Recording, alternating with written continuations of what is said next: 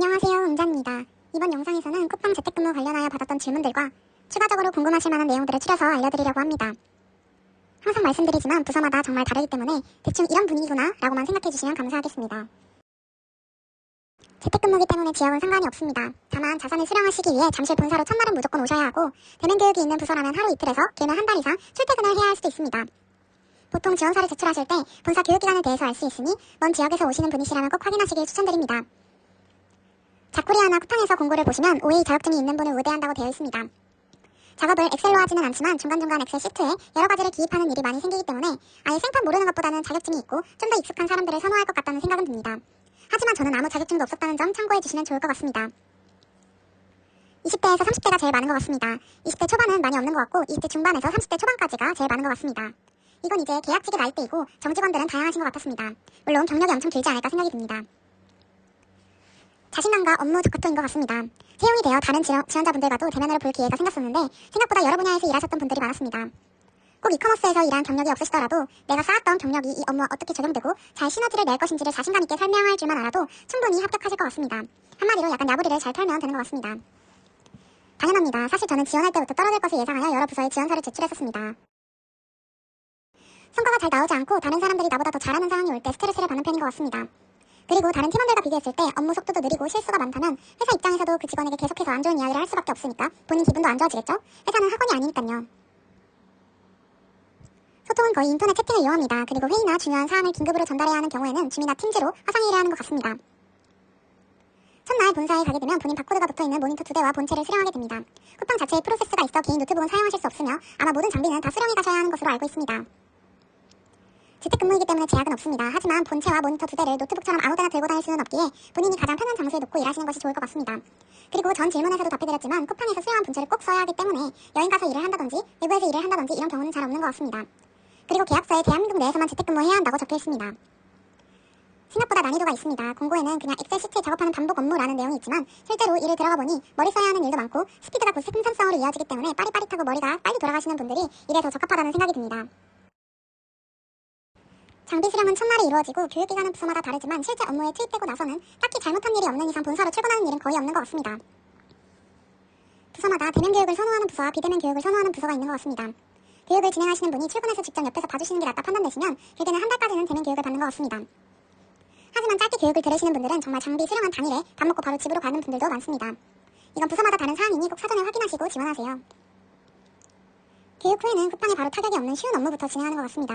평가는 엄격하게 존재합니다. 본인이 한 업무가 수치로 기록이 되기 때문에 이 사람이 하루에 몇 개의 업무를 진행했는지가 다 생산성으로 기록이 됩니다. 이걸 바탕으로 3개월 단위인 계약직의 운명이 결정되는 것 같습니다. 물론 전 일을 못하고 뜬질거리는 사람을 정말 싫어하는 쪽입니다. 근무 시간은 고정인 부서도 있고 야간이나 새벽, 휴일 근무가 있는 부서에서는 한 달 단위로 미리 신청을 하는 것으로 알고 있습니다. 하지만 모든 직원들이 다 원하는 근무가 다를 수 있기 때문에 아무도 신청하는 날이 분명히 나올 수 있습니다. 그런 경우에는 뽑기를 한다고 합니다.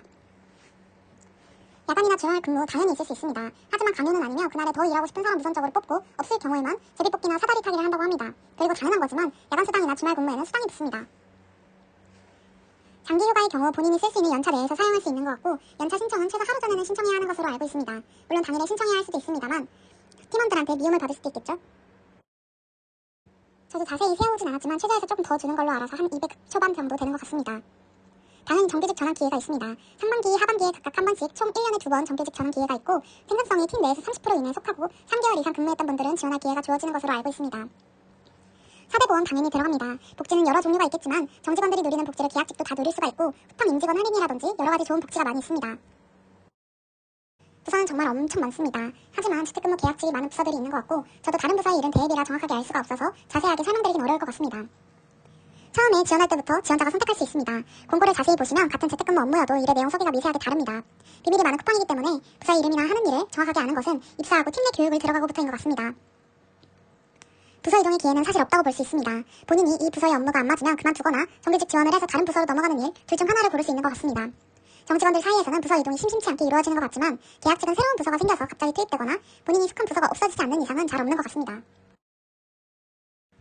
확실히 출퇴근할 때보다 몸의 긴장이 풀어지는 것 같습니다. TMI지만 저는 긴장될 때 배가 자주 아픈 편이라 화장실을 은근 자주 가는데 출퇴근을 할 때는 그게 자유롭지 않아 좀 힘들었습니다. 그리고 꼬르륵 소리 나는 것도 힘들었습니다. 하지만 재택근무의 단점도 확실히 있습니다. 동기들과 마시는 쿡테리아를 즐길 수 없다는 점과 퇴근할 때 그 뿌듯함과 하루를 마무리했다는 기분을 느낄 수 없다는 점 빼고는 다 너무 좋은 점밖에 없습니다. 저는 생각보다 재택근무가 잘 맞아서 지루하진 않은 것 같습니다. 사실 지루할 틈이 없습니다.